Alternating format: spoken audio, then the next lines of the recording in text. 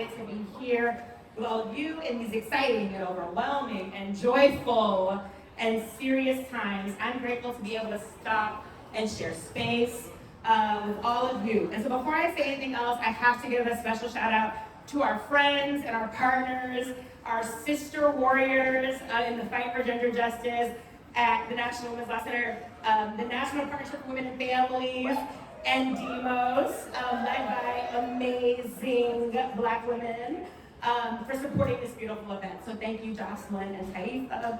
And speaking of partners, it's really great at just this weekest family reunion. It's been so great to see so many familiar faces here today, as well as some new friends. I saw racial justice folks, movement folk, labor folk, everyone's here. So thank you so much for joining us for just a few minutes. We're not going to be before you too long, but we do have a very special guest and some acknowledgments that we do need to make. And so we are here today to affirm and uplift and celebrate our power and our resilience as Black women, but in particular the leadership of one Black woman and the love and the joy and the community that she has helped to create and the doors she's opened for many of us to be able to walk through. And so that's why it was so important for the National Women's Law Center to be able to honor Congresswoman Barbara Lee in this season of expectancy and hope and transition, right? Not only for her, but for the entire nation, right? And so in that spirit, I just want to ground us and share. Fatima has heard this many, many times as we've traveled over the last few months, that I come from a long line of truly remarkable women who persisted in spite of some pretty terrifying challenges, from ships that arrived at the ports of Charleston and San Juan, to some version of freedom, from sharecropping to land owning, from leaving school after 8th grade to college degrees. My foremothers were and are all the parts of me, and they are all the parts of you, whether or not you realize it or not. So I'm so proud to honor their legacy, and doing so through my work at the National Women's Law Center, where I'm loving and fighting for a better future for not just my 2 daughters, but for all of our children. And so with that, I would love to introduce our next speaker, who is the president and CEO of DEMOS, Taifa Butler. For those of you who don't know, DEMOS is a think tank, a national policy organization that has, for the last 25 years, been doing work to build an inclusive, just, multiracial democracy and economy. And for those of you who know, we know that our research, our policy advocacy, our litigation, our strategic communications, and our narrative work cannot be done in isolation of movement. And so we recognize that it takes us and our deep relationships and connectedness with the folks in the field doing the organizing work to really advance the vision that centers Black and brown people and that truly does build the democracy that we deserve.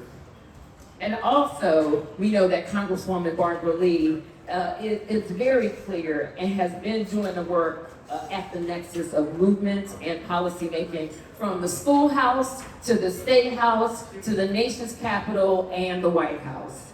And in order for us to have the economy to be strong and inclusive, we know it requires people to be able to support their families, provide good paying jobs, the right to organize, and stability and security. And unfortunately, a rigged economy has created a growing gap between the super rich and working families. Congresswoman Lee's work has been about ensuring every family has the opportunity to live the American dream. And as a member of the powerful Federal Spending Committee, which is where we actually can control the resources that go into building the kind of structures and systems that are necessary to have the inclusive economy that we deserve, Congresswoman has long advocated for increased federal resources for workforce training, for STEAM education, and infrastructure development. She's also been a vocal leader in the fight to end the wage gap, raise the minimum wage, establish a living wage, and address growing income inequality.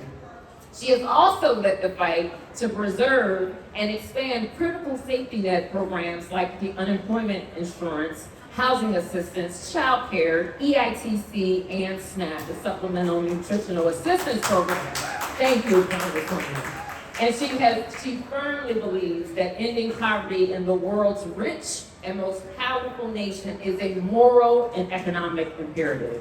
Thank you, Congresswoman Lee, for your championing not only eradicating global poverty, but right here at home, for standing up initiatives like the Out of Poverty Caucus, the Task Force on Poverty and Opportunity, and so much more. This nation is indebted to your leadership and your fight for the people, for Demos. And along with my sisters, we stand. We stand, we stand. Thank you. Congresswoman Lee, thank you for being with us. It's wonderful to honor your leadership. Kiara, I want to say, first of all, it's wonderful to do this event. It's wonderful to do it with the National Women's Law Center and Demos. Taifa and Fatima are phenomenal and amazing partners, and so it's always a privilege to be here with them and working alongside them. And I also want to acknowledge in here, you know, one of the reasons that we're here to lift up the legacy of Congresswoman Lee is not only for the work that she has done, but also the inspiration that she has given to so many Black women in particular who are on the Hill, some of whom are here, some of whom, you know, to the extent that there has been a leadership pipeline to become chiefs of staff or staff directors. It is entirely due to the inspiration and her commitment to that leadership, because it's not enough, you know, quite honestly, as organizations that work on women's rights, it's not enough simply to be for gender justice. You have to be for gender and racial justice. You have to be intentional about making sure that there are opportunities for Black women in those leadership roles. And so thank you for your leadership, and you have been an inspiration to so many. And to those who are here, some of those former and current chiefs and staff directors, thank you for being here with us, and we want to celebrate you today.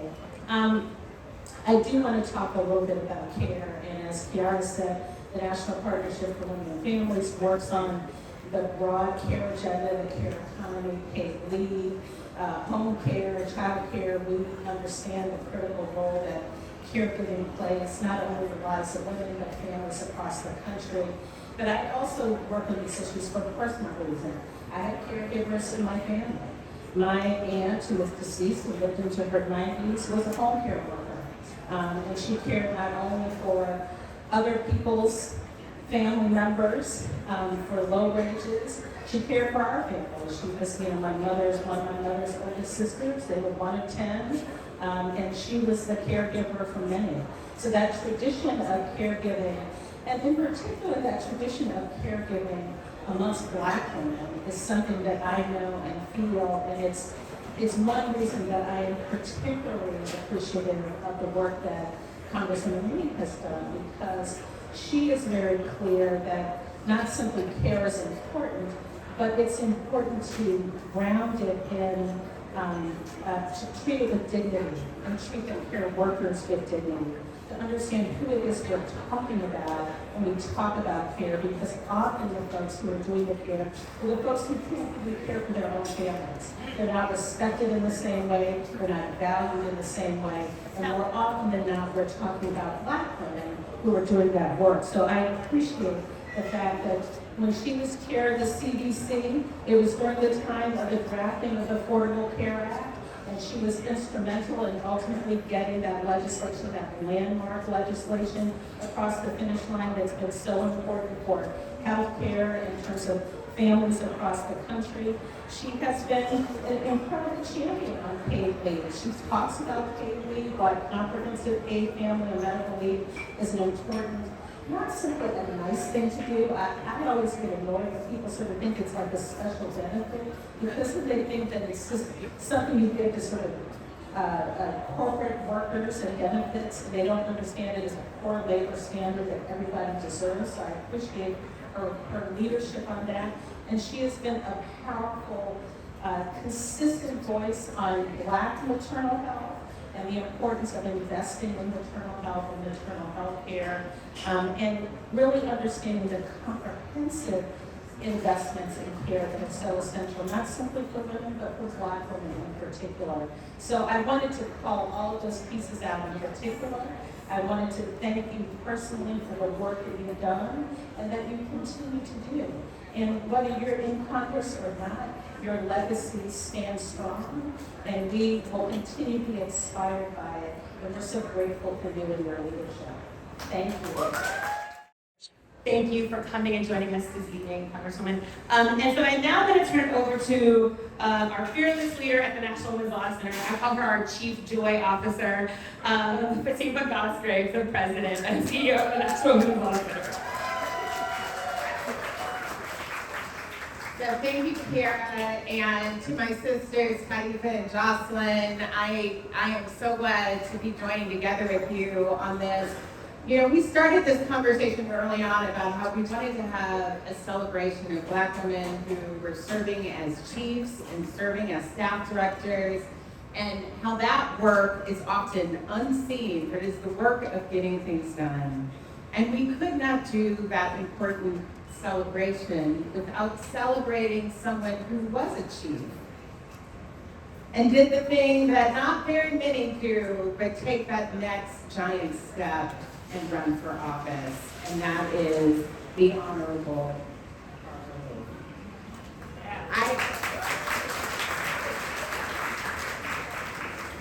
Barbara Lee is a giant. And I have to say, and I don't even know if you know this, so I'm from Oakland, California, that's where I grew up. And she came to Washington in 1975 to intern for Congresswoman Douglas, who was my congresswoman when I was a child. And it wasn't long before she rose to be chief, as good women do. And then she decided to put herself on the ballot. And I think of all the many women who have run for office in this country because they saw you do it. And all the many women who you encourage through your work, through your strategy, through your leadership, through your raising of resources to do that next hard thing. I started, though, as the head of the National Women's Law Center right when you were becoming co-chair of the Pro-Choice Caucus. And when I think about how you transformed how that body thinks about reproductive freedom and abortion access, and how you made clear that you cannot do it without putting women with low incomes and Black women in particular at the center of the strategy and the policy making, Barbara Lee has changed the game. And I am confident when we are in a situation where, as promised, President Kamala Harris signs it into law, a bill to protect the right to abortion and access to abortion, it will be thanks to your leadership.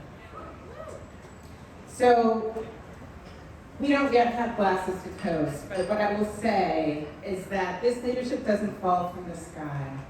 And the thing and lesson I have always learned from you is that you tell the story about how it is built on generations and generations of the Black women who came before you. And so thank you for leaving that legacy to us all. We will keep it dear in our hearts, and we know your deep, deep work is not done. So now it is my job to invite the Honorable Barbara Lee. Thank you.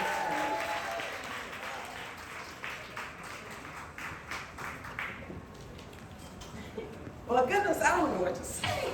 So, thank you, and how proud I am, first of all of our sisters who have fought the good fight, continue to fight the good fight, because it's not easy, but as Dr. Angela said, it's still our rights.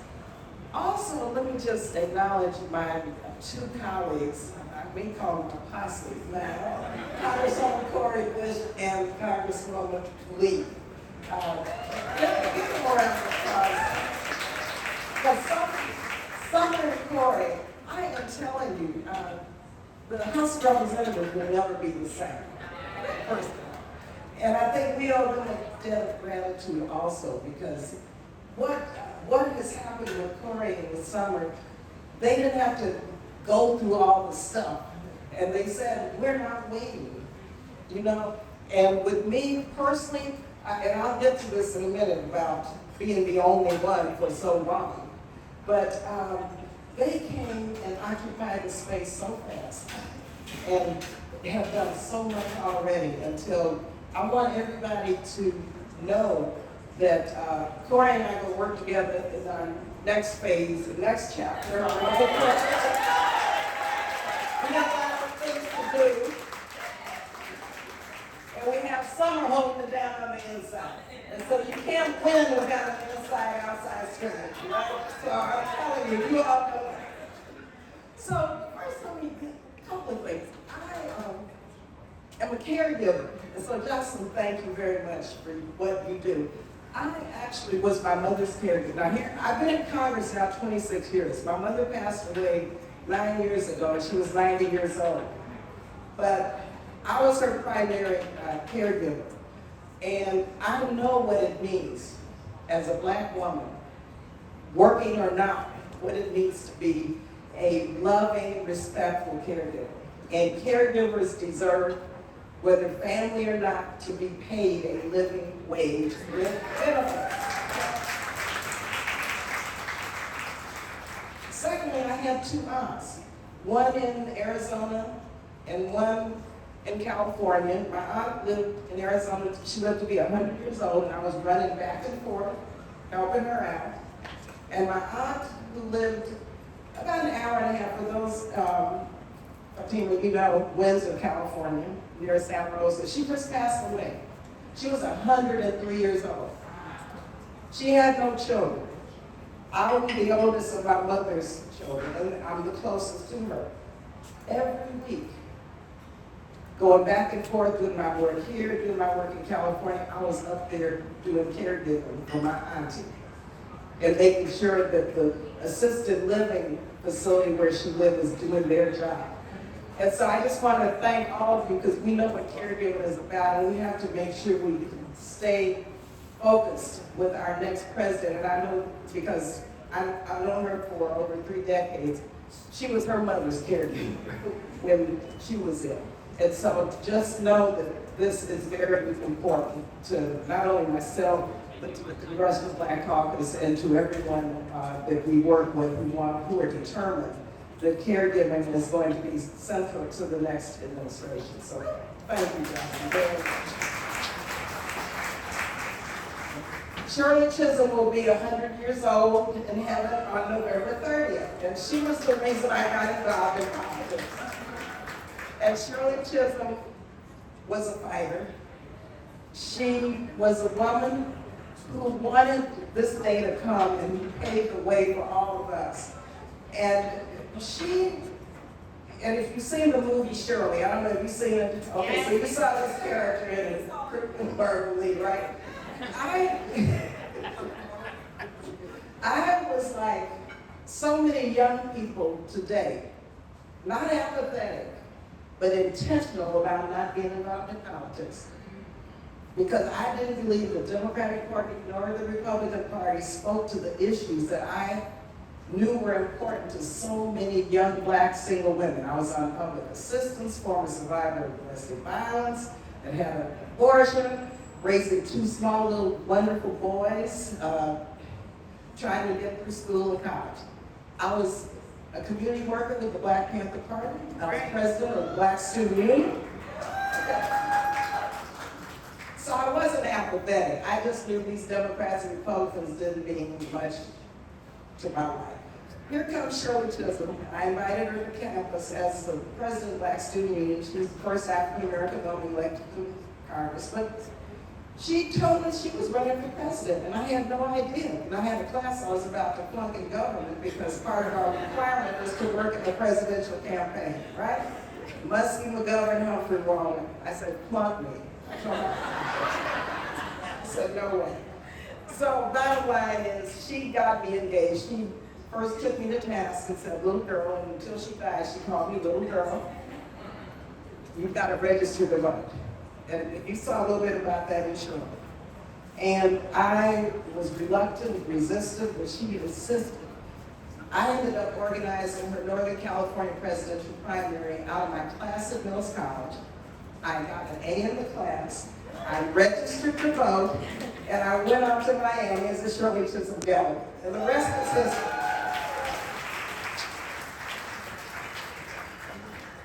So, I came to DC, and I didn't start in '75. I started as an intern on Capitol Hill in 1973. I was one of the few black women interns on the Hill. And at UC Berkeley, there was a Catholic Capital program. Now check this. There had never been any black women in that program. Here I'm, two little boys, trying to figure it out. Want to go to DC. Ron Dells was unbelievable, and I wanted to work in his office. And I had to fight with the university as a black woman on public assistance to get them to help me with my work study. And I got paid $1 an hour. I shut up my house, shut it down, sent my kids to Texas, came on to Washington, D.C., worked on Capitol Hill as an intern during Watergate. I think there may have been 3 black women interns then. Okay. Then fast forward, I got my master's degree, started a clinic, all 9 years, came back and worked as grounds chief. And so for all of you who are on Capitol Hill now, just know how proud I am of you, because there were maybe 2 or 3 black women. Carolyn Smith, who was Shirley Chisholm's chief, myself, I don't know how many more, maybe 1 or 2 more. I mean, we had to hold it down, and it was very difficult, but we were determined that we weren't going to be the last. And so what you all have done in terms of just keeping the space open so that no one will ever have to go through what we went through. I can remember going to a meeting representing my boss, the Secretary of Transportation, and he over at the DOT, and he wouldn't let me sit at the table with the other staffers, period. They were all white guys and me. And it's just, I could, chapter and verse, I could write a volume on that. And so just know that all of you all are standing on the shoulders of Fannie Lou Hamer and Shirley Chisholm and so many of these phenomenal black women who came before us. So what I've done is what I have to do. I mean, my mother would not be happy with me if I weren't doing this. She was one of the first 12 students to integrate the University of Texas at El Paso under the NWLC's lawsuit. And being the first, like our vice president says, not the last, we can't be the last. So every step I have taken has been to ensure that others come after me. And I'm gonna close because being the first black woman ever from Northern California elected to the California Assembly and the California Senate. Now, can you imagine? The first. And it didn't dawn on me. I mean, I just knew I had to do it. Then being the first and only, still the only black woman or the only African American, period, north of Los Angeles in Congress. Can you imagine 26 years? So 26 years in Congress, 7.5 years in the California legislature as the only black woman in this space. There is no option except for me to make sure that when I decided to do what I did, to know that worst case, if I did not win, there was a black woman who would succeed Barbara Lee. And Taifa Simon is a serious sister. And so everything I've done is about Team Lee, and my staff is here, Kiara and Sean. Well. My friend, almost relative, Butler. But also my grandson, Jocelyn is here with me. He's a Howard University graduate at Taifa. And so I have an extended family all over the place. So I just want to thank you all. This is very, to start the CBC week with you is just remarkable. And just know that I have no option to do except what I do. And I'm forging ahead with this chapter. Thank you guys. Okay? And so, for all those immovable giant black women that you just referred to, whose shoulders we all stand on, who suffered so we might not, who toiled so we might not, who faced certain brutality and death head on so that we might not. And I want to bring Sandra Bland and Breonna Taylor and Tatiana Jefferson and Sonia Massey into the room with us now, who fought fights that we should not be fighting, Congresswoman, who made our path smooth and straight for Ida and Fannie Lou, and Sojourner, and Constance, and Mary Church, and Zora, and Rosa, and Coretta, and Betty, and Shirley, and Kamala, and most especially Barbara Jean from the town by way of El Paso, Texas, who made it so that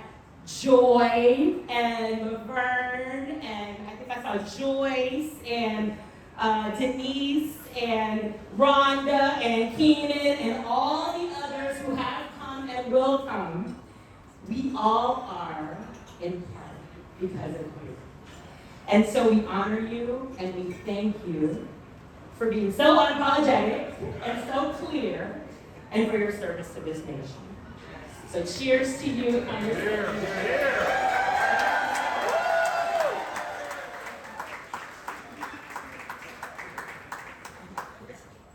Okay, that's it, y'all. Enjoy the party. We're gonna take a picture.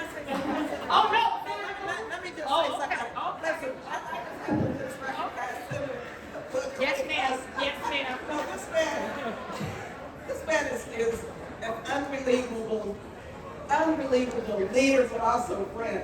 And I am telling you, I have spent about a week with Senator Butler on the continental map. Actually, we spent Easter Sunday in Chad in refugee camps on the border of Sudan and Chad. And I am telling you, this man not only is a leader in our own country, but world leaders recognize who he is and his brilliance and his genius. And he's never been afraid to talk about love, right? Now everybody's talking about love and joy. But Corey always, and Senator Butler has always, from day one, talked about it. So see, Ron Dellums told me, Senator Butler, that if you believe in something, and if you think you're right, you say it, you stand there, and everybody else will catch up with you. So now, love and joy is part of the whole world. Be your name. I love it. Thank you. Thank you. Everybody party.